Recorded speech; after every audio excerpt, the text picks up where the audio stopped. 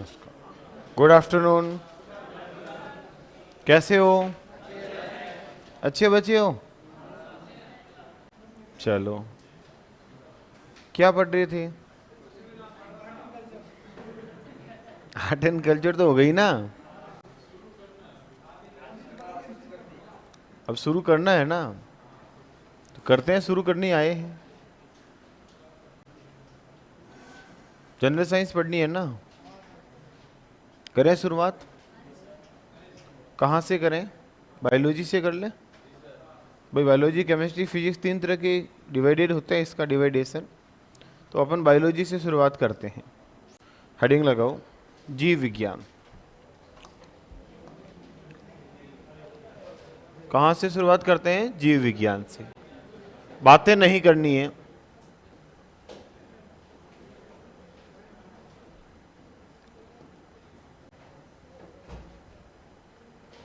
जीव विज्ञान बायोलॉजी से शुरुआत करते हैं। लिखो, जीव विज्ञान से शुरुआत करते हैं। सबसे पहले इधर देखो, आपके सामने शब्द लिखा है मैंने, जीव विज्ञान, बायोलॉजी। यहां पर ये जो शब्द है मित्रों, जीव विज्ञान यानी कि बायोलॉजी, बायो प्लस लॉजी, दो शब्दों से मिलकर बना है। बायो का मतलब होता है जीव, और लॉजी का मतलब होता है टू स्टडी यानी कि अध्ययन करना। यानी कि बायोलॉजी शब्द का अर्थ हो गया जीव का अध्ययन करना। तो विज्ञान की वह शाखा जिसमें अपन जीवों के बारे में अध्ययन करते हैं, उस विज्ञान की शाखा को नाम दिया जाता है जीव विज्ञान। जीव विज्ञान शब्द किसने दिया था, अगर आपसे प्रश्न पूछे तो प्यारे विद्यार्थियों, जीव विज्ञान शब्द देने वाले वैज्ञानिक का नाम है लेमार्क, और इसके साथ थे ट्रेविरेनस। तो लेमार्क और ट्रेविरेनस नामक साइंटिस्ट ने मिलकर के दिया था जीव विज्ञान शब्द। और जीव विज्ञान का पिता अगर हमसे पूछे फादर ऑफ बायोलॉजी कौन है, तो पिता है बेटा अरस्तु। यह इसको बोलते एक नाम और है अरस्तु का, एरिस्टोटल। तो एरिस्टोटल या अरस्तु को कहा जाता है जीव विज्ञान का पिता। लिखो, लिखो बेटा, सबसे पहले ये चीज लिख दो, बायो प्लस लॉजी, जीव प्लस अध्ययन। फिर मैं बोल देता हूं, बायोलॉजी लिख दो बेटा, दो शब्दों से मिलकर बना है, बायो प्लस लॉजी से। बायो का अर्थ लिख दो नीचे जीव, और लॉजी का अर्थ लिख दो अध्ययन करना।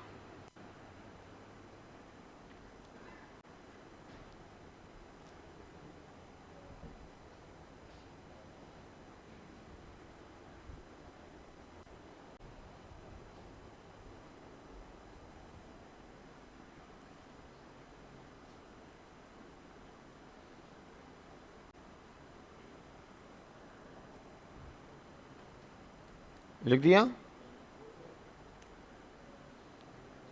फिर लिखो बेटा, जीव विज्ञान शब्द लेमार्क और ट्रेविरेनस ने दिया। जीव विज्ञान शब्द लेमार्क व ट्रेविरेनस ने दिया।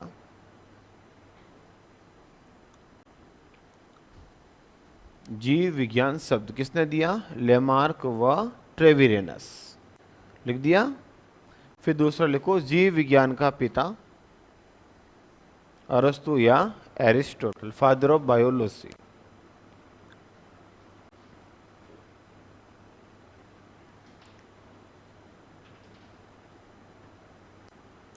फिर परिभाषा लिखो बेटा, लिखो विज्ञान की वह शाखा जिसमें, विज्ञान की वह शाखा जिसमें जीवों का अध्ययन किया जाता है। विज्ञान की वह शाखा जिसमें जीवों का अध्ययन किया जाता है।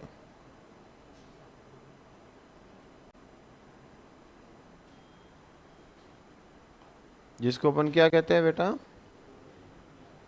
जीव विज्ञान कहते हैं। नेक्स्ट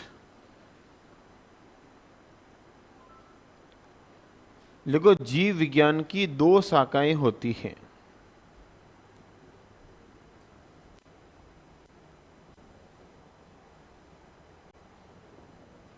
जीव विज्ञान की दो शाखाएं होती हैं।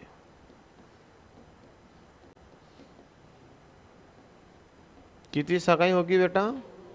शाखाएं दो होती है। इधर देखो बोर्ड पे, एक शाखा का नाम है प्राणी विज्ञान,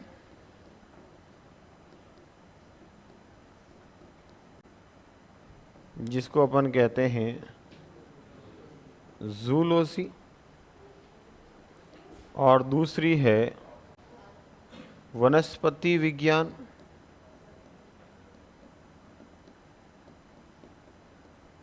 और इसको अपन कहते हैं बेटा बॉटनी।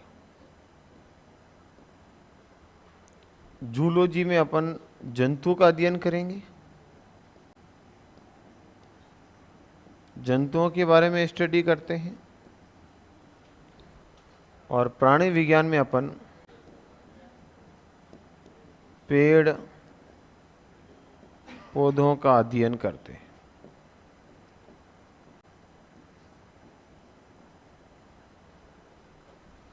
प्राणी विज्ञान का पिता कौन है? अरस्तु। और वनस्पति विज्ञान का पिता कौन है बेटा? थियोफ्रेस्टस।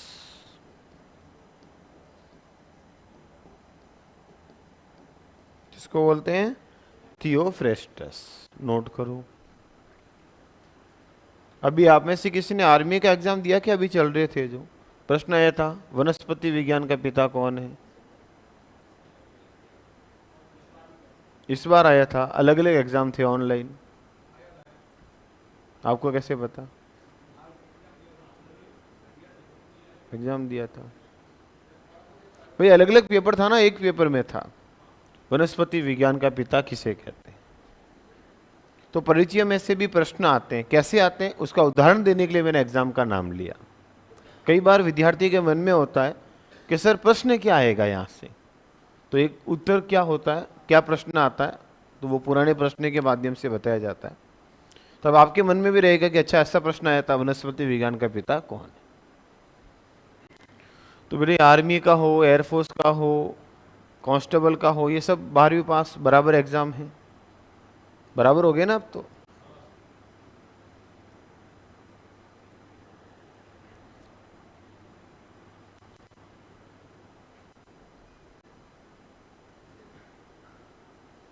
तो यहाँ से हमने छोटी छोटी बातें पढ़ी हैं और एक सब्जेक्ट का परिचय लिया है कि भाई हम जो सब्जेक्ट शुरू कर रहे हैं उसका नाम है बायोलॉजी, हिंदी में कहते हैं जीव विज्ञान। बायोलॉजी या जीव विज्ञान शब्द दिया था अरस्तु और नहीं सॉरी लेमार्क और ट्रेवेरेनस ने। पिता कहा जाता है अरस्तु को। और बायोलॉजी की दो शाखाएं होती हैं, एक प्राणी विज्ञान और दूसरी वनस्पति विज्ञान। लिख दिया दोनों? बढ़े आगे। तो ये सब्जेक्ट का परिचय हो गया। अब टॉपिक पढ़ना शुरू करते हैं। पहला टॉपिक कौन सा पढ़े? जहाँ से पूरे जीव का निर्माण होता है, सबसे बेसिक इकाई पढ़ते हैं, कोशिका से शुरुआत करते हैं। लिखो सेल, कोशिका, क्योंकि जीव का निर्माण ही कोशिका से होता है बेटा। तो पहला टॉपिक लिखो। अब तक हमने टॉपिक नहीं पढ़ा है, परिचय पढ़ा है। अब टॉपिक शुरू करते हैं, कोशिका, या जिसको हम कहते हैं सेल। सेल, कोशिका। सबसे पहले कोशिका क्या है, सेल किसे कहते हैं? तो बेटा कोई भी जीव होगा तो जीवों के शरीर की संरचनात्मक और क्रियात्मक इकाई को क्या कहते हैं अपन? कोशिका। लिखो परिभाषा, डेफिनेशन लिखो बेटा। जीवों के शरीर की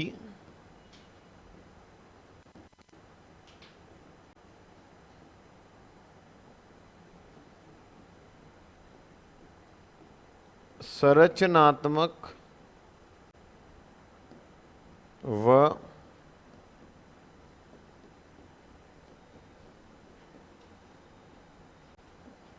क्रियात्मक इकाई को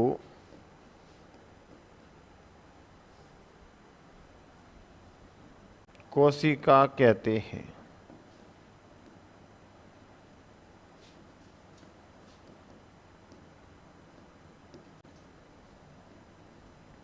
लिखो बेटा, जीवों के शरीर की संरचनात्मक और क्रियात्मक इकाई को अपन क्या नाम देते हैं बेटा? कोशिका। ये कहां से आ गया?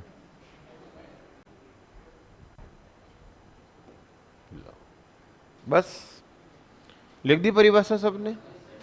तो रुको और बोर्ड पे आओ, थोड़ा समझते हैं। बेटा यहां पर दो शब्द आए हैं, एक शब्द है संरचनात्मक और दूसरा शब्द है क्रियात्मक। अब संरचनात्मक किसे कहते हैं और दूसरा शब्द क्या है बेटा? क्रियात्मक किसे कहते हैं? कोई भी जीव होगा बेटा,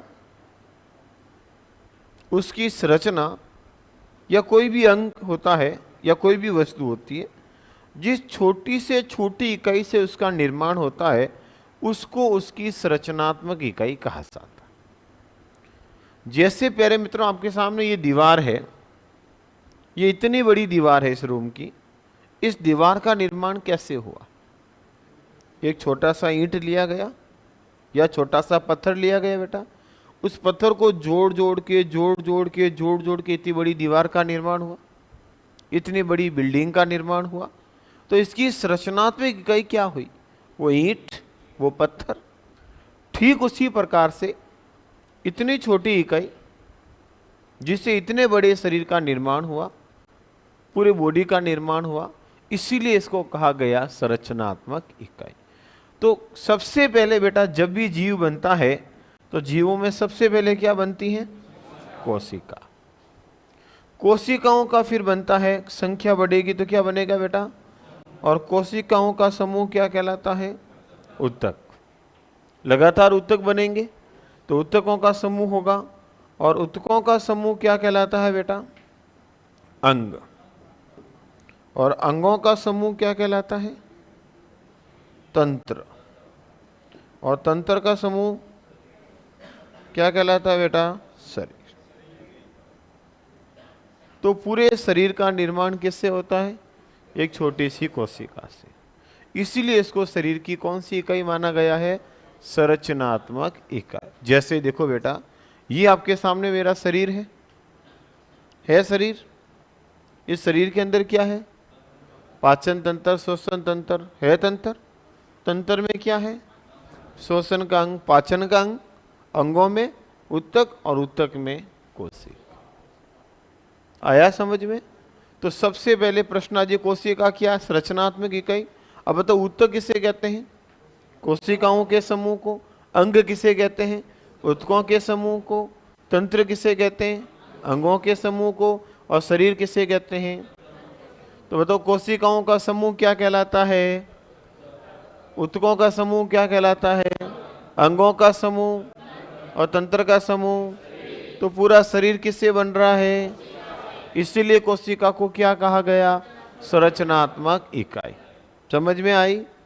अच्छा, प्रश्न ऐसा भी आ जाए, बताओ ऊतक क्या है? तो उत्तर क्या दोगे? कोशिकाओं का समूह। अंग क्या है? ऊतकों का समूह। तंत्र क्या है? अंगों का समूह। शरीर क्या है? तंत्रों का समूह। प्रश्न ऐसा भी आ सकता है, कोशिकाओं का समूह कहलाता है ऊतक, अंग, तंत्र, शरीर। कोशिकाओं का समूह, तो उत्तर क्या हो जाएगा? ऊतक। ऐसे छोटे प्रश्न भी आ सकते हैं, पूछने वाला कुछ भी पूछ सकता है, हमें तो बेसिक चीजें आनी चाहिए। आया समझ में? तो पूरा शरीर, पूरी शरीर की संरचना किससे बन रही है? कोशिकाओं से। इसीलिए हम कोशिका को क्या कहते हैं? शरीर की संरचनात्मक इकाई। समझ में आई सबको? लिख दें तो ये लाइन लिख दो सीधी सीधी।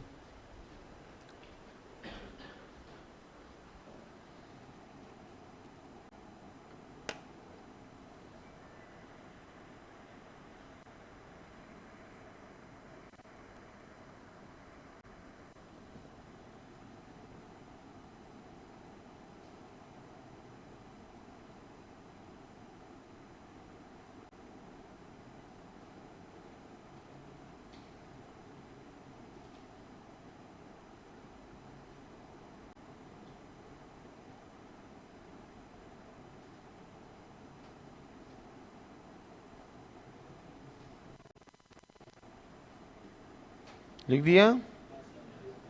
बढ़े आगे वापस? चलो, अब दूसरा शब्द है आपके सामने, देखो बेटा, क्रियात्मक इकाई। दूसरा शब्द क्या है? अब बेटा किसी भी क्रिया को करने के लिए क्या चाहिए? अपन कोई भी क्रिया करेंगे, कोई भी काम करेंगे, तो काम कोई भी क्रिया करने के लिए क्या चाहिए? ऊर्जा। क्या चाहिए बेटा? और ऊर्जा कहां से आती है? हमारे शरीर में ऊर्जा कहां से आती है? भोजन से। कहां से आती है? भोजन से। तो फिर आपको मैं भोजन दे दूं, श्वसन हटा दूं, ऑक्सीजन? भोजन करो और क्रिया करो और ऊर्जा लो।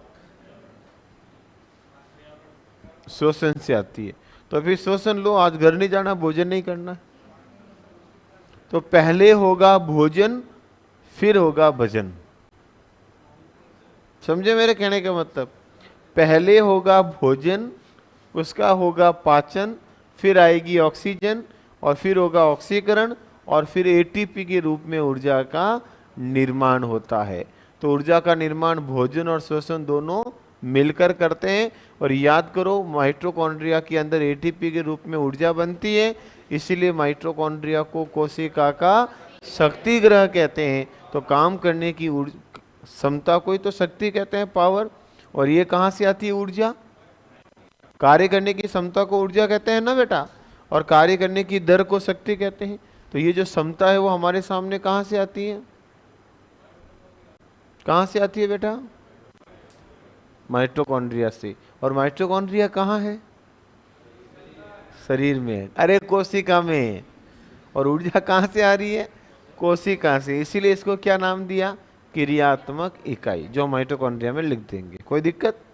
तो पहला शब्द समझ में आया। कोशिका क्या है ये समझाया मैंने। शरीर की क्या है बेटा? संरचनात्मक और क्रियात्मक इकाई। क्योंकि पूरी संरचना किससे बनती है? कोशिका से। और काम करने के लिए ऊर्जा भी कहाँ से आती है? कोशिका से। क्लियर दोनों? कोई प्रॉब्लम? No problem. बढ़ो आगे। चलो, तो इधर देखो बोर्ड पे वापस। अब बात करते हैं थोड़ी सी कोशिका के परिचय की। ये तो कोशिका का परिचय था, इतिहास देखते हैं थोड़ा सा। इधर देखो बोर्ड पे अच्छे से। कोशिका यानी कि बात कर रहे हैं सेल। सबसे पहले कोशिका की खोज किसने की थी? तो बेटा कोशिका की खोज की थी, याद है आपको? रॉबर्ट हुक ने की। किसने की बेटा? Robert Hooke. कब की? 1665 ईस्वी में। याद रह जाएगा। कोशिका की खोज किसने की? रॉबर्ट हुक ने की। कब की? 1665 में। किसमें की? लकड़ी के टुकड़े में। किसमें की बेटा? लकड़ी का टुकड़ा। और लकड़ी के टुकड़े को क्या कहते हैं? Cork section. इंग्लिश में कहते हैं बेटा कॉर्क सेक्शन, हिंदी में वही हो गया लकड़ी का टुकड़े के अंदर की। और इन्होंने जो कोशिका खोजी थी वो कैसी कोशिका थी बेटा? मृत कोशिका। कैसी कोशिका थी? मृत कोशिका। ये बात इन्होंने अपनी पुस्तक में लिखी थी। किसने? रॉबर्ट हुक ने। पुस्तक कौन सी है बेटा? माइक्रोग्राफिया। तो हमें कोशिका की जानकारी, कोशिका की खोज का जानकारी कहाँ से मिली? रॉबर्ट हुक की पुस्तक माइक्रोग्राफिया से।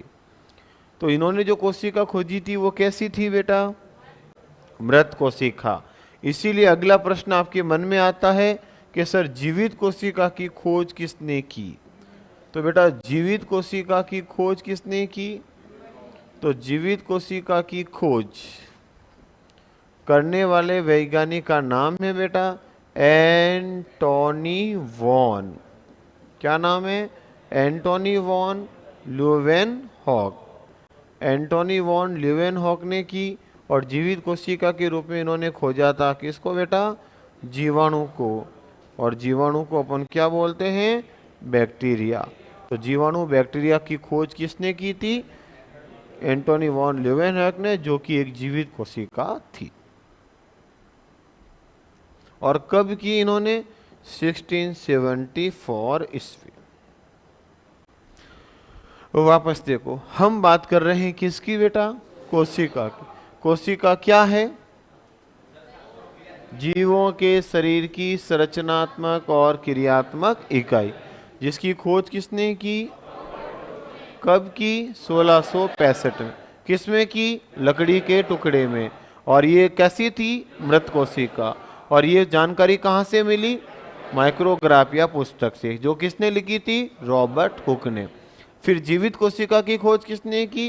एंटोनी वॉन लेवेनहॉक ने। किस रूप में की? जीवाणु के रूप में। और कब की? 1674। याद हुआ कुछ कुछ? नोट कर ले, कर लो। पहले हमने पढ़ा क्या है, फिर हमने पढ़ा किसने खोजी, स्टेप बाय स्टेप, टुकड़ों में, ताकि घर पे भी वापस पढ़ा जा सके। वैसे आप अच्छे बच्चे हो, पढ़ते हो कि सिर्फ वो रहने दो आप? ऐसा तो नहीं है बेटा कुछ?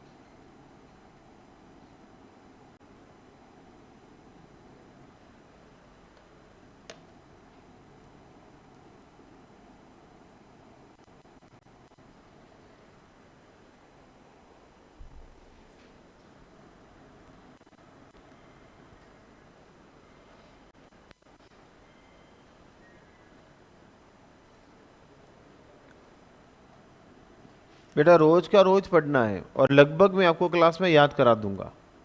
घर जाके अगर 20 मिनट भी पढ़ोगे तो याद हो जाएगा। सीईटी वाले कौन कौन है? बेटा एक बार बेसिक पढ़ा रहा हूं, ताकि आपका भी बेसिक तैयार हो जाए और इनका कांस्टेबल का भी बेसिक। बेसिक तो पता होना चाहिए ना, फिर आगे नई चीजें पढ़ेंगे तो समझ में आ जाएगी। क्योंकि जीव का शरीर पढ़ेंगे तो शरीर बिना कोशिका से तो बनते ही नहीं है, तो बेसिक पढ़ना भी जरूरी है। छोटी छोटी बातें, कुछ कुछ तो याद हुआ होगा, कुछ कुछ घर जाके करोगे तो कुछ कुछ यहाँ हो रहा है, कुछ कुछ घर जाके, कुछ कुछ प्लस कुछ कुछ बराबर बहुत कुछ होगा ना। बस हाँ, सब कुछ हो जाएगा फिर। सही है ना? सब कुछ का मतलब सिलेक्शन भी होगा, मिठाई भी खिलाओगे, खिलाओगे ना। और सिलेक्शन वाली मिठाई एक अलग अंदाज और अलग आत्मविश्वास के साथ, अलग जोश के साथ आती है। और मैं आप सभी प्यारे विद्यार्थियों से उम्मीद करूंगा कि ये जो चेहरा अभी हंसता खिलता एग्जाम के बाद भी ऐसे ही खिलता रहे, और इसी तरह से आप, हाँ यूं नहीं घर वाले ढूंढे कांस्टेबल साहब कहाँ गए, वो नौबत नहीं आई, नहीं आएगी ना। नेक्स्ट बढ़े आगे, तो किसकी बात करते हैं? कोशिका की। चलो एक दो फैक्ट और लिखते हैं, लिखा दूं क्या? लिखो तो फिर।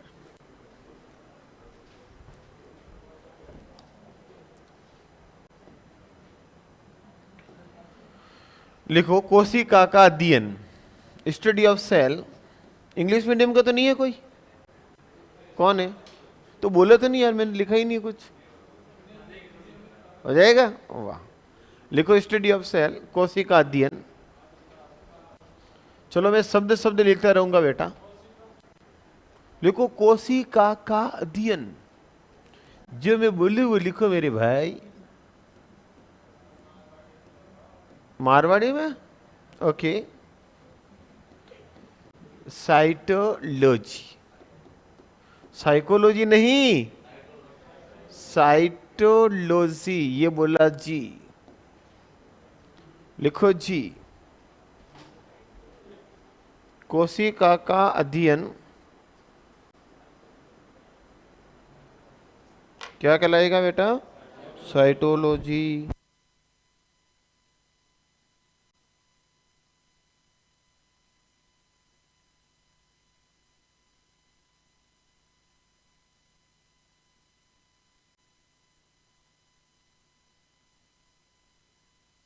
लिखा?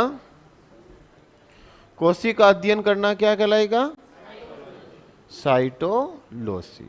नेक्स्ट, बढ़े आगे, लिखो साइटोलॉजी का पिता। लिखो बेटा, साइटोलॉजी का पिता कौन है? साइटोलॉजी का पिता रॉबर्ट हुक। रॉबर्ट हुक, ये भी प्रश्न आता है कई बार। लिखो बेटा, साइटोलॉजी का पिता रॉबर्ट हुक। कोशिका का अध्ययन करना क्या कहलाता है? साइटोलॉजी। और साइटोलॉजी का पिता किसे कहते हैं? रॉबर्ट हुक को। अब लिखो बेटा आगे, सबसे छोटी कोशिका, जितनी भी कोशिकाएं हैं संसार में, उनमें सबसे छोटी कोशिका कौन सी है? हाँ बिल्कुल सही है, सबसे छोटी कोशिका है बेटा माइकोप्लाज्मा। बिल्कुल सही बोला आपने, सबसे छोटी होगी माइकोप्लाज्मा। छोटी के बाद मोटी, सबसे बड़ी कोशिका। और इस तरह से उत्तर दोगे तो शिक्षक को भी पढ़ाने में आनंद आएगा और गहराई में जाऊंगा, समझे भाई। छोटी चीजें आएगी तो और अच्छी चीजें पढ़ाने का प्रयास करूंगा। अब कई बार हम ज्यादा डीप में चले जाते हैं, बच्चे को बेसिक ही नहीं आता, तो फिर डीप में पढ़ाने का मतलब क्या होता है? इसलिए पहले छोटी छोटी बातें करते हैं, फिर अंदर की ओर जाएंगे। जैसे मैंने पहले परिचय ले लिया, एकदम फैक्ट, फिर इतिहास ले लिया, अब थोड़े फैक्ट ले लेते हैं, फिर इसके अंदर जाते हैं कि अंदर क्या क्या होता है। तो कोशिका, सबसे बड़ी कोशिका कौन सी है? शुतुरमुर्ग का अंडा, एग ऑफ ऑस्ट्रिच।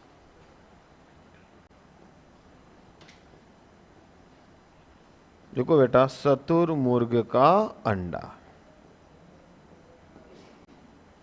छोटी हो गई, बड़ी हो गई, तो लिखो बेटा सबसे लंबी कोशिका।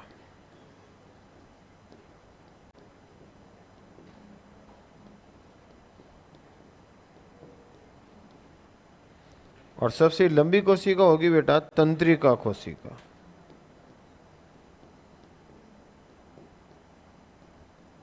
और इसको अपन नाम देते हैं न्यूरॉन। लिखो जी,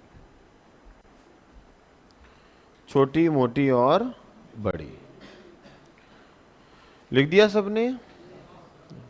लिख दो, मेरे साथ साथ लिख रहे हो ना? चलो, छोटी हो गई, बड़ी हो गई और लंबी हो गई। अब किसकी बात करते हैं? मोटी की। मजे ले रहे बेटा मास्टर, थोड़ा रुको, अभी नए नवेले हो, इतना भोला समझते हो, इतना हूं नहीं मैं, ध्यान रखना, मैं भी मास्टर हूं, है भाई। नाम में क्या रखा है?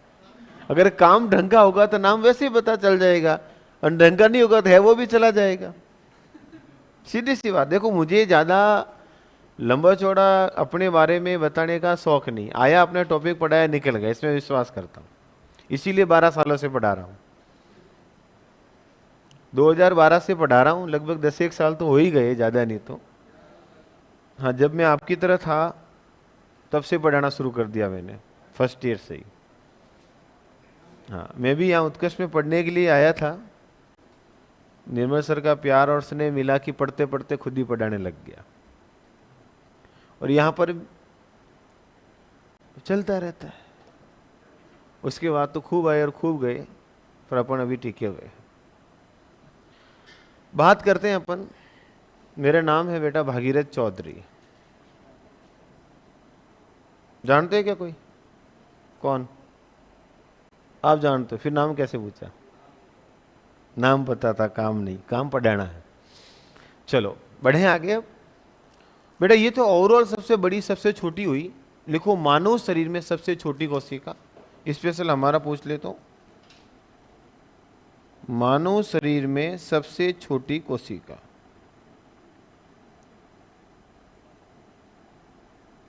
मानव शरीर में सबसे छोटी कोशिका कौन सी है बेटा? मानव शरीर में सबसे छोटी कोशिका बता सकते हो? लिखो शुक्राणु, स्पर्म। मानव शरीर में सबसे छोटी कोशिका कौन सी है बेटा? शुक्राणु है। सबसे छोटी कोशिका शुक्राणु, लिख दिया। फिर लिखो मानव शरीर में सबसे बड़ी कोशिका।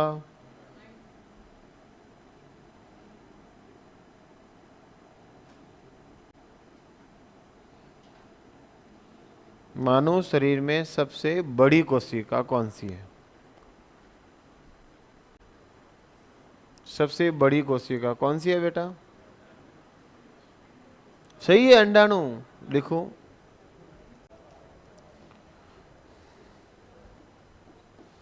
मानव शरीर में सबसे छोटी कोशिका तो कौन सी होगी बेटा? शुक्राणु। और सबसे बड़ी पूछिए तो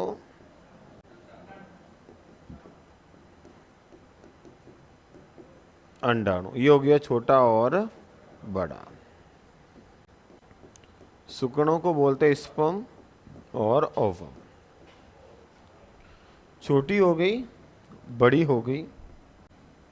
नेक्स्ट लिखो पादप में, प्लांट्स के अंदर पादप में सबसे बड़ी कोशिका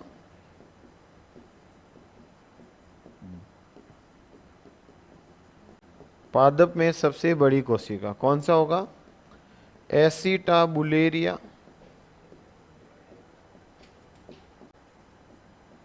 पादप में सबसे बड़ी कोशिका एसिटाबुलेरिया। और सबसे छोटी कोशिका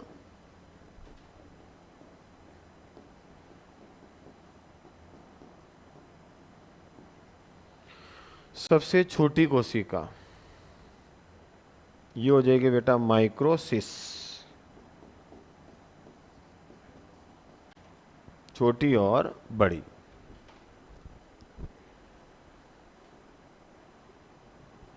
लिख दिया। तो पादप में सबसे छोटी कौन है? माइक्रोसिस। और सबसे बड़ी कौन है? एसिटाबुलेरिया। हो गई छोटी और बड़ी। नेक्स्ट, ये हो गए कोशिकाओं के फैक्ट। अब लिखो बेटा कोशिका के घटक, अंदर क्या क्या होता। देखो कोशिका के घटक।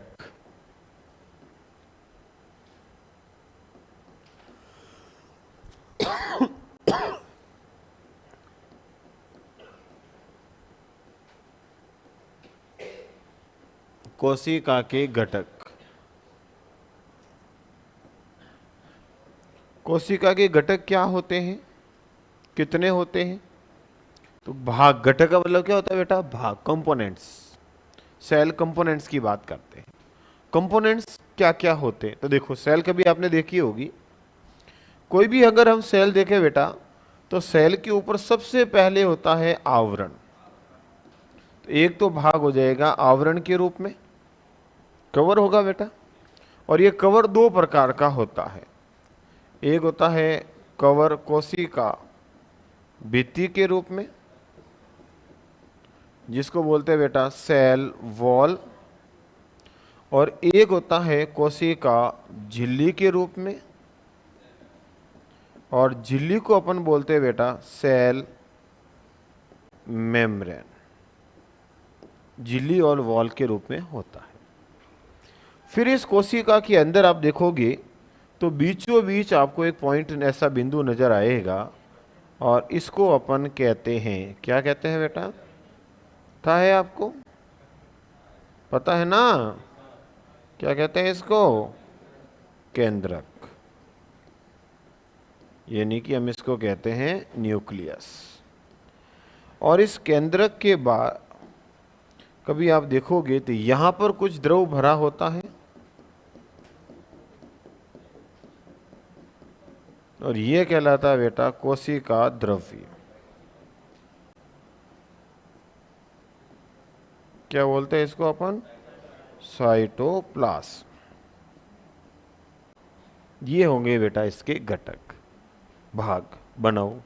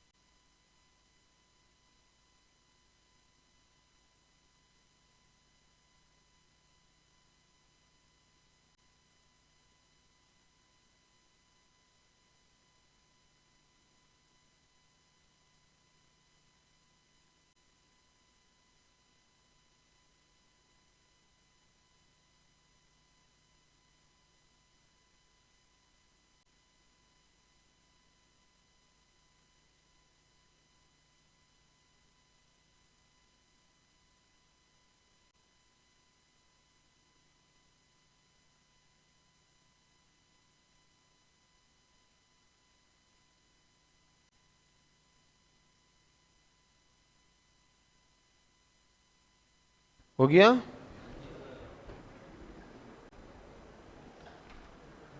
बढ़े आगे? हाँ, क्या हुआ बेटा? इसमें कोई फूल माला थोड़ी डालनी है रे, सजाना नहीं है इसको, ठा पड़नी चाहिए, क्या है, सीधी सी बात है। देखो इधर, ये कोशिका है, इसके ऊपर आवरण दो तरह का होता है, अंदर द्रव है और द्रव में केंद्रक है। एक शब्द सुना आपने कभी? कौन सा? वही जो सुना, एक शब्द सुना, जीव द्रव्य। इन दोनों को मिलाकर कहते हैं जीव द्रव्य। जीव द्रव्य किसको कहते हैं बेटा? केंद्रक और कोशिका द्रव्य को क्या बोलते हैं? जीव द्रव्य, प्रोटोप्लाज्म। ये भी लिख दो, लिखो जीव द्रव्य प्रोटोप्लाज्म। लिखा सबने? लिखो जीव द्रव्य या प्रोटोप्लाज्म।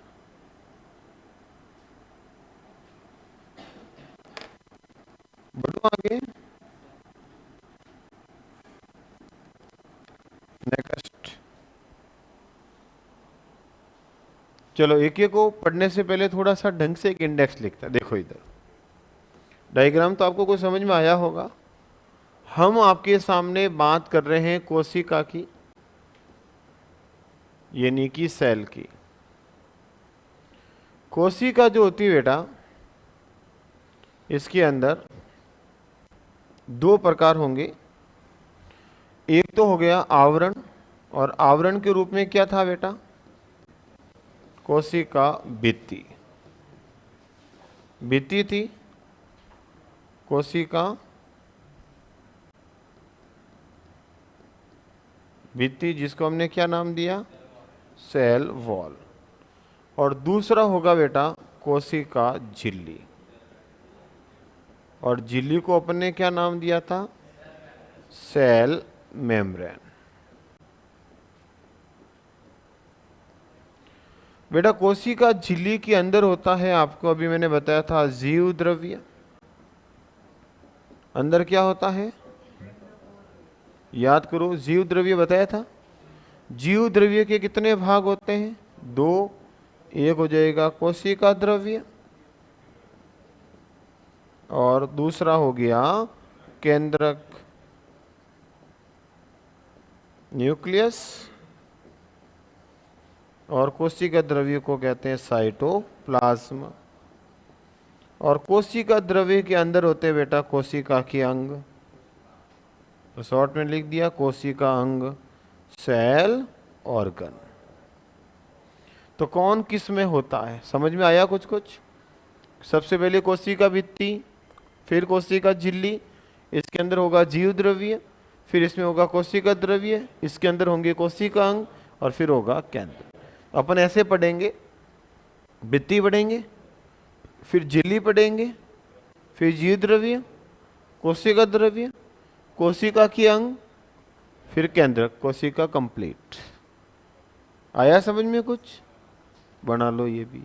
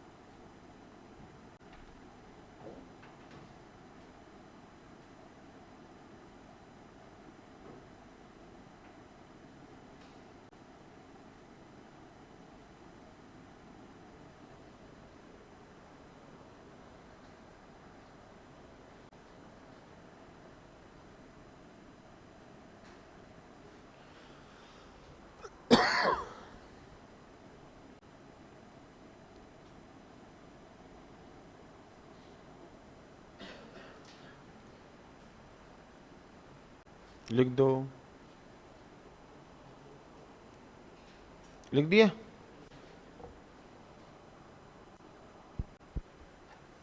बढ़े आगे। तो अपन किसकी बात कर रहे हैं? सेल की। कितने भाग होंगे बेटा? कौन कौन सी? कोशिका भित्ति और कोशिका झिल्ली।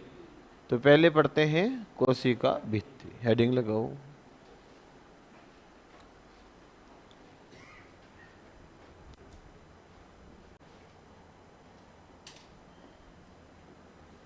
लिखो बेटा कोशिका भित्ति।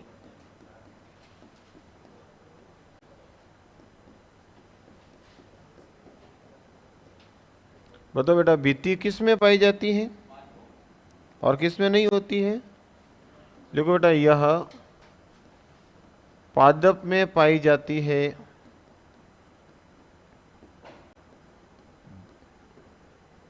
वह जंतु में नहीं पाई जाती।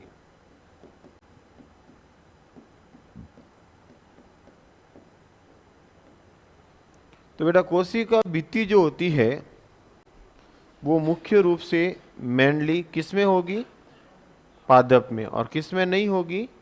जंतुओं में। मेनली ये पादपों में पाई जाती है और जंतुओं में नहीं पाई जाती। एक बात याद रखना, यह पादप के साथ साथ और किस में होगी बेटा? पादप के साथ साथ जीवाणु व कवक में भी पाई जाती है। कवक का मतलब समझते हो ना? फफूंद। फफूंद मतलब समझ गए? फंजाई में पाई जाती है। तो ये कितनी जगह हो गई बेटा? 3 जगह। कहाँ कहाँ हो गई? पादप, कवक और जीवाणु। पादप, कवक और जीवाणु में पाई जाती है। अब देखो पादप क्या होते हैं आप सबको पता है, प्लांट्स, पेड़ पौधे। जीवाणु बैक्टीरिया। कवक क्या होती है? फफूंद। इसके बारे में बता दूं, रोटी पे, अचार पे जो हेवाड़ आती है ना, अचार पे पपड़ी आता है ना वाइट, दैट इज फफूंद। वो क्या है बेटा? कवक, फफूंद। और जो पानी में आती है ना लील, काई, उसको हम कहते हैं एल्गी, शैवाल। तो हम जिसको शैवाल कहते हैं वो तो काई है, और जिसको हम फफूंद कहते हैं वो आपकी हेवाड़ है। तो अलग है दोनों, ध्यान रखना।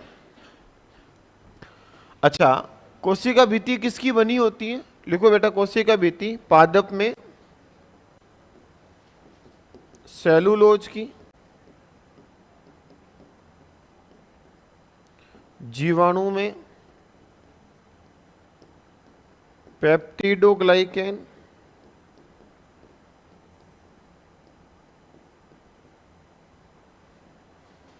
और कवक में काइटिन की बनी होती है। लिख दो, कोशिका भित्ति मेनली पादप में होगी, जंतुओं में नहीं। पादप के साथ जीवाणु, कवक और फफूंद में और बैक्टीरिया में होती है। पादप में सेलुलोज की, कवक में काइटिन की और जीवाणु में पेप्टिडोग्लाइकेन की बनी होती है। लिख दो।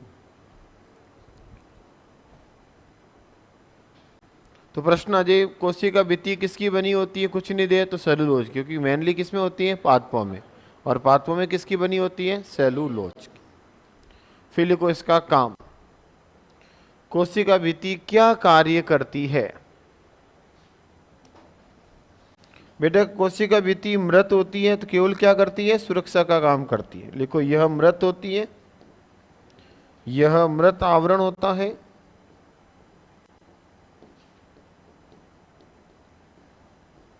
जो कोशिका के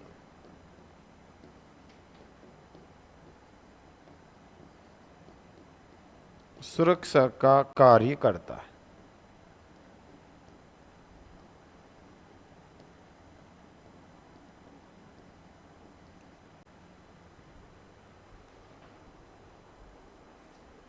यह मृत होता है और कोशिका में किसका काम करेगा बेटा? सुरक्षा का कार्य करता है। तो कोशिका भित्ति किस में पाई जाती है बेटा? पादपों में। किस में नहीं होती है पूछे तो? जंतु में। हमारे अंदर नहीं होती है। देखो, हमारे बाहर कोई मृत आवरण नहीं है, सीधा जीवित आवरण है, जबकि पादपों में पहले मृत आवरण होगा और जीवाणु में होगा और कवक फफूंद में होगा।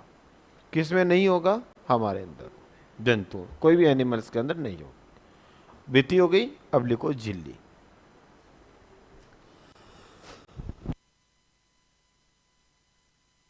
कोशिका झिल्ली।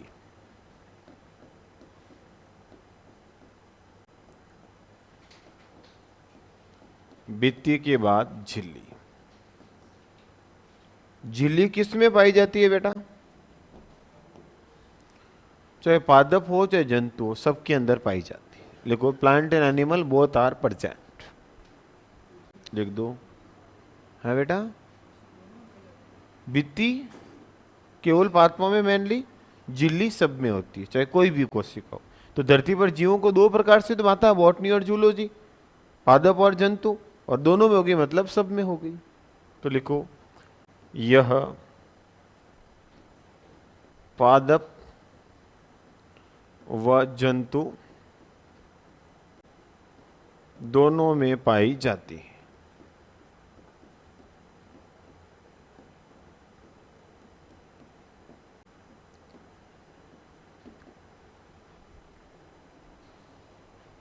यह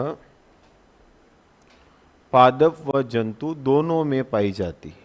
प्लांट हो चाहे एनिमल, दोनों के अंदर पाई जाती है। कौन सी भित्ति?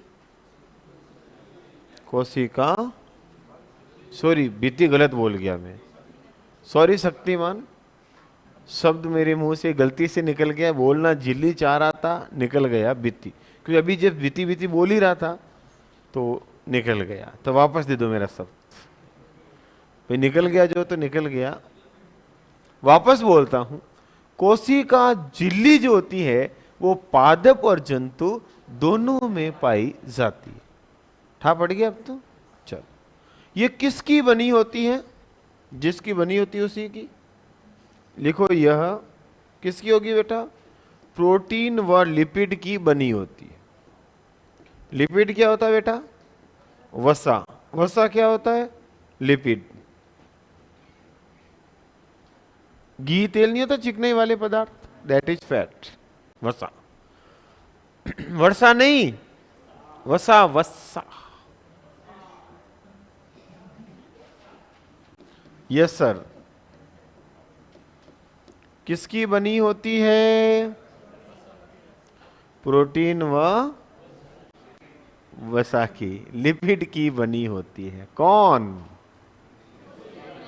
कोशिका झिल्ली। हो गई दोनों। बढ़ो आगे। नेक्स्ट, अगला लिखो। लिखो बेटा, इसका काम लिखो।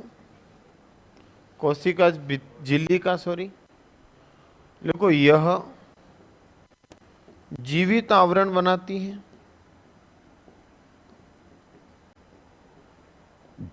तो ये कैसी होगी बेटा? जीवित। और दूसरा लिखो, यह चयनात्मक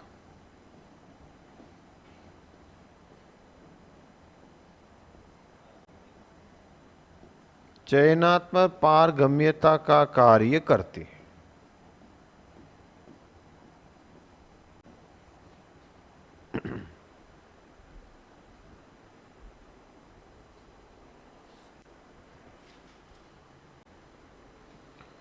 तो बेटा कोशिका झिल्ली जो होती है वो पादप और जंतु दोनों में पाई जाती है, प्रोटीन और लिपिड की बनी होती है और जीवित आवरण बनाती है और चयनात्मक पारगम्यता का कार्य करती है।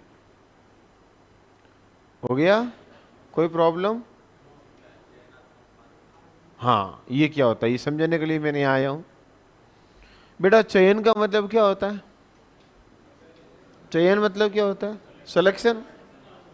और आर पार, पार करना। तो बेटा चयनात्मक पारगम्यता का मतलब ये चयनित पदार्थों को अंदर आने देती है, चयनित पदार्थों को बाहर जाने देती है। तो चयनित के प्रति पारगम्य होती है, बाकी को अंदर आने नहीं देती। कैसे? देखो ऐसे, मान लो ये कोशिका की झिल्ली है और यहां पर कुछ अपशिष्ट पदार्थ पड़े हैं जिनको बाहर निकालना है।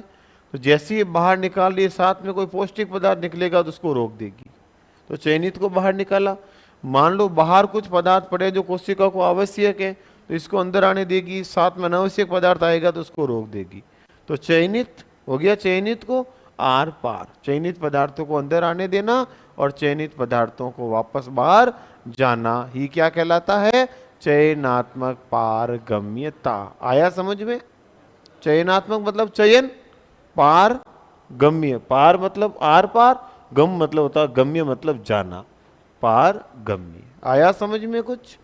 और गया वापस? आराम से बैठे हैं।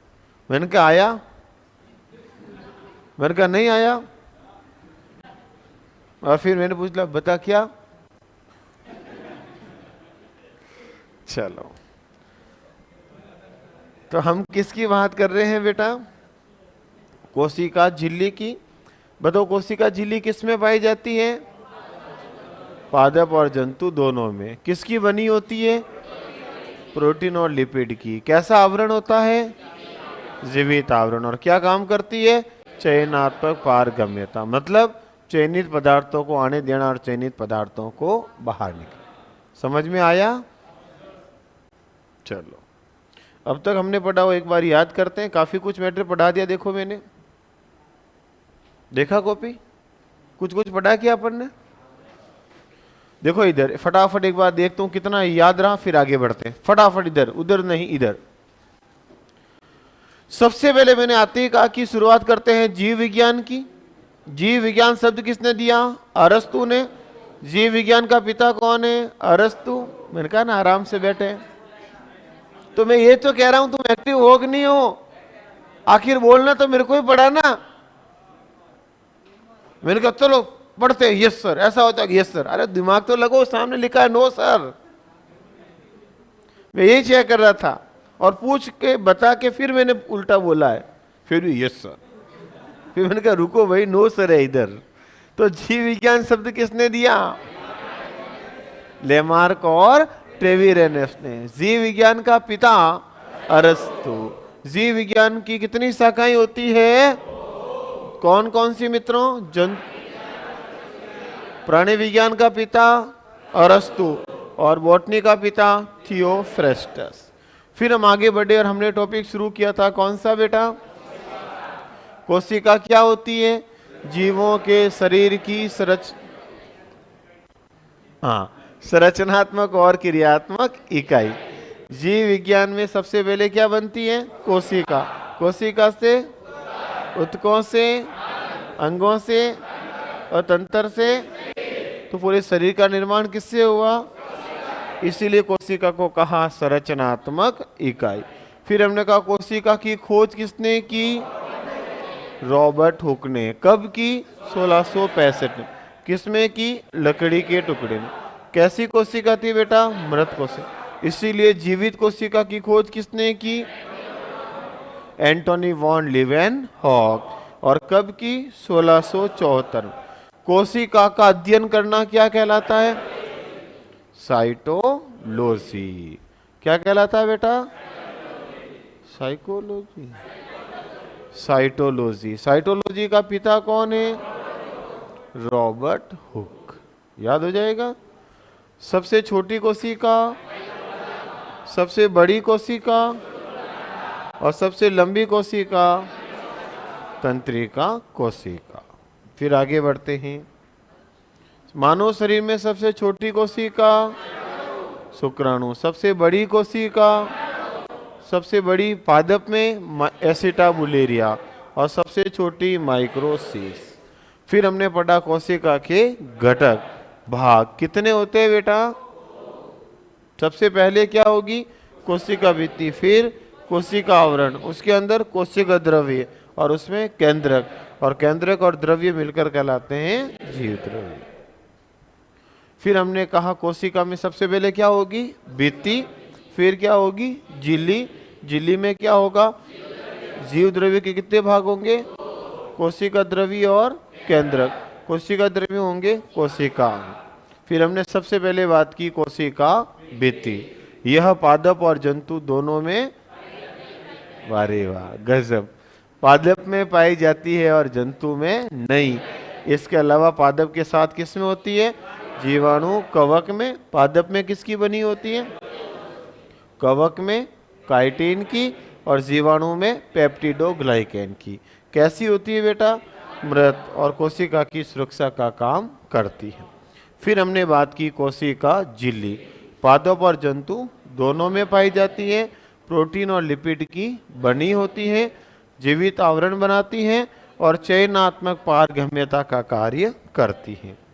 अब लिखो कोशिका झिल्ली की संरचना के सिद्धांत। केवल नाम और काम लिख देते हैं। लिखो कोशिका झिल्ली की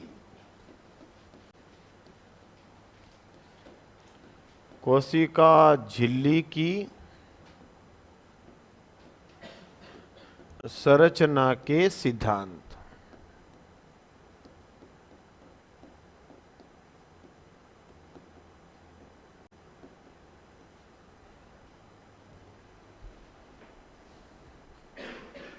संरचना के सिद्धांत कितने होते हैं बेटा? जितने होते उतने ही होते हैं। चलो पहला लिखो नंबर 1।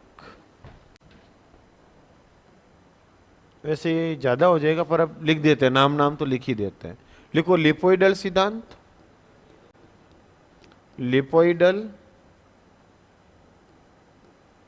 लिपोइडल सिद्धांत जिसके अनुसार कोशिका झिल्ली केवल लिपिड की एक परत है। किसने दिया था बेटा? ये लिपोइडल सिद्धांत दिया था ओवरटॉन ने। ओवरटॉन ने दिया। किसने दिया बेटा? ओवरटॉन। इतना सा याद रखना, कभी मिलान कीजिए आ जाता है रे, मैचिंग साइंटिस्ट का नाम लिख के। दूसरा बेटा इकाई कला सिद्धांत।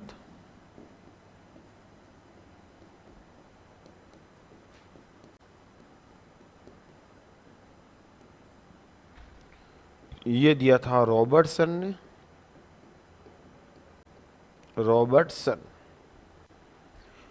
इकाई कला सिद्धांत यूनिट मेम्ब्रेन किसने दिया था? रॉबर्टसन ने। तीसरा लिपोइडल सिद्धांत, इकाई कला सिद्धांत। तीसरा कौन सा है? Sandwich model. सैंडविच। इन्होंने कभी कोशिका झिल्ली सैंडविच के जैसी होती है। सैंडविच देखा आपने? नहीं देखा सैंडविच? सैंडविच खाया क्या? अकेले अकेले? तो खाओ। और ये सैंडविच मॉडल किसने दिया? डेविसन और डेलनियन ने। इन्होंने कहा भी कोशिका झिल्ली तो किसके जैसी होती है? सैंडविच के समान। और एक है तरल मोज़ेक मॉडल।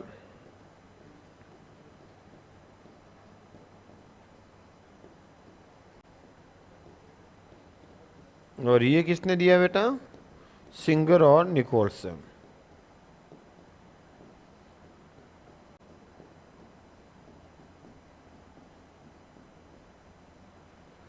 सिंगर और निकोलसन ने दिया। लिख दो।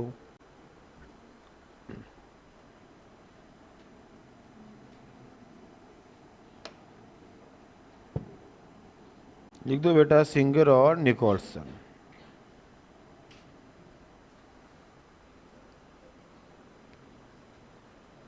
ये हो गया बेटा कंप्लीट। 4 सिद्धांत किसने दिया? याद रख लोगे इतना सा तो?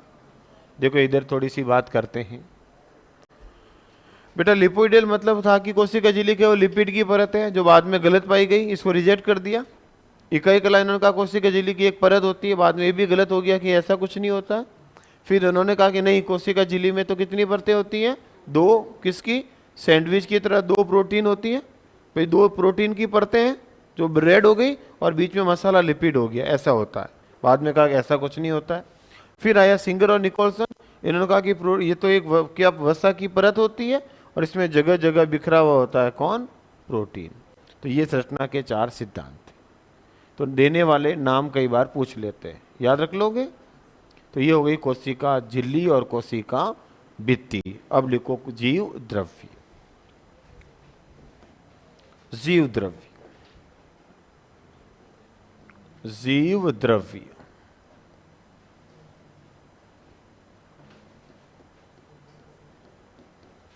प्रोटोप्लाज्म। जीव द्रव्य।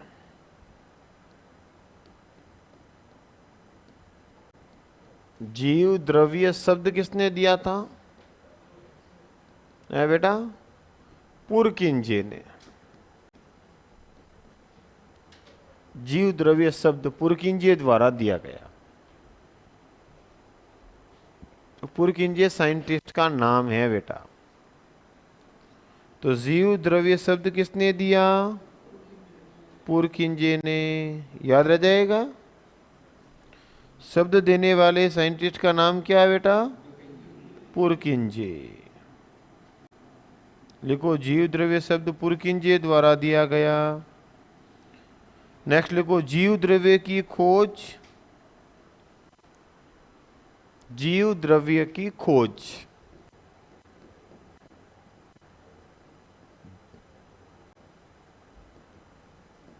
खोज किसने की बेटा? जिसने की उसी ने की। किसने की बताओ?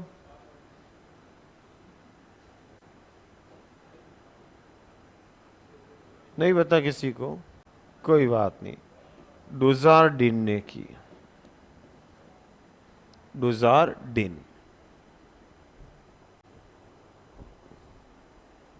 डुजार्डिन। लिखो बेटा नेक्स्ट।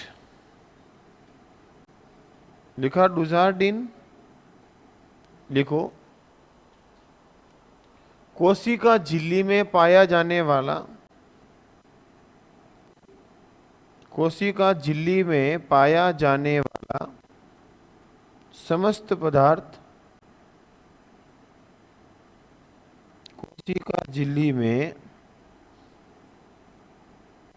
पाया जाने वाला समस्त पदार्थ जीव द्रव्य कहलाता है। समस्त पदार्थ जीव द्रव्य कहलाता है। याद करो बेटा, ये कोशिका झिल्ली थी, इसके अंदर था कोशिका द्रव्य और के अंदर ये सब कुछ क्या कहलाता है? जीव द्रव्य। अब याद आया होगा, जीव द्रव्य कहलाता है। देखो जीव द्रव्य के 2 भाग होते हैं। जीव द्रव्य के दो भाग होते हैं।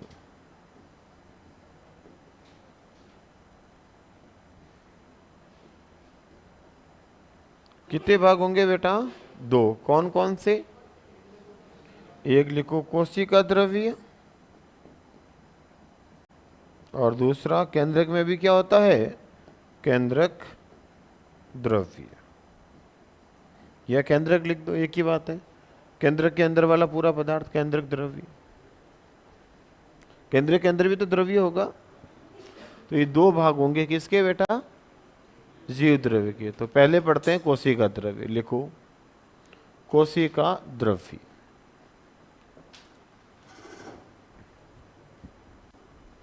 कोशिका द्रव्य।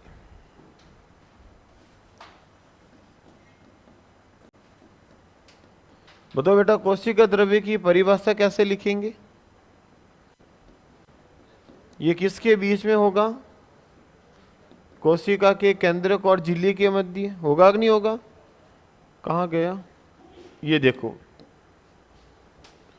ये है केंद्रक, ये है कोशिका झिल्ली, इसके बीच में ये भरा हुआ पदार्थ क्या कहलाएगा? यही परिभाषा हो जाएगी। कोशिका झिल्ली के अंदर केंद्रक के चारों ओर पाया जाता है? कोशिका झिल्ली के अंदर केंद्रक के चारों ओर कौन होगा बेटा? कोशिका द्रव्य। लिखो परिभाषा, लिखो यह कोशिका झिल्ली के अंदर केंद्रक के चारों ओर पाया जाता है। कोशिका झिल्ली के अंदर केंद्रक के चारों ओर, कोशिका झिल्ली के अंदर केंद्रक के चारों ओर पाया जाता है। तो ये कोशिका झिल्ली के अंदर होगा और केंद्रक के चारों ओर होगा। इसके अंदर क्या होंगे बेटा? कोशिका के अंग, जिसको कि अपन क्या बोलेंगे? कोशिका अंग, सेल, ऑर्गन। लिखो इसमें कोशिका अंग पाए जाते हैं। इसमें कोशिका अंग पाए जाते हैं। इसमें कोशिका के अंग पाए जाते हैं। और कोशिका अंग लिखो बेटा 3 प्रकार के होते हैं।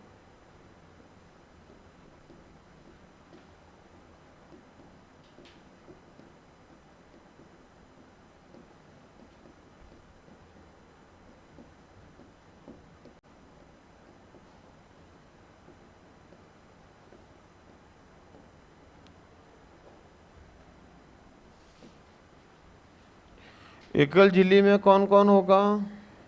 तो एक तो हो जाएगा गोल्जी काई, लाइसोसोम,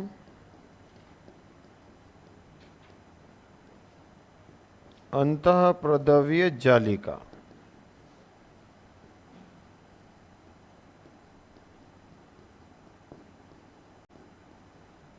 और एक हो जाएगा रिक्तिका।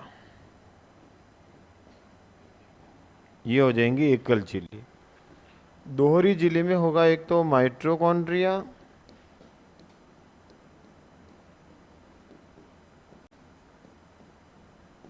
हरित लवक, और झिल्ली रहित में होगा एक तो राइबोसोम और तारक काय। ये नोट करो।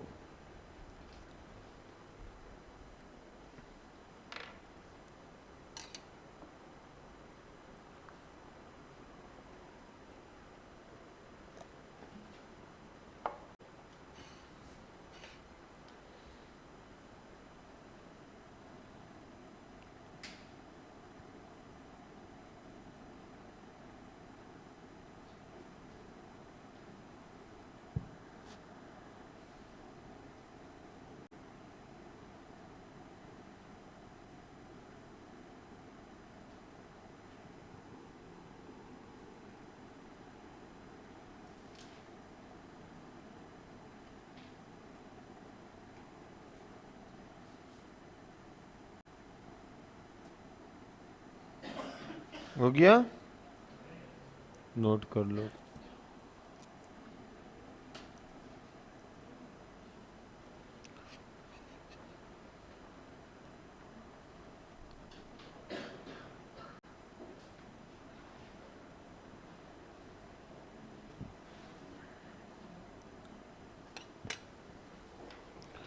प्रश्न सीधा आ सकता है बेटा, कौन सा एकल झिल्ली वाला अंग है? तो ये सिंगल मेम्ब्रेन है, ये डबल है, और वो झिल्ली रहित, उसके ऊपर झिल्ली नहीं होती। तो आपको ये सारणी भी सीधी सीधी याद होनी चाहिए। तो आज बहुत है, बहुत कुछ पढ़ लिया एक दिन में भी हमने। हुआ कुछ मैटर?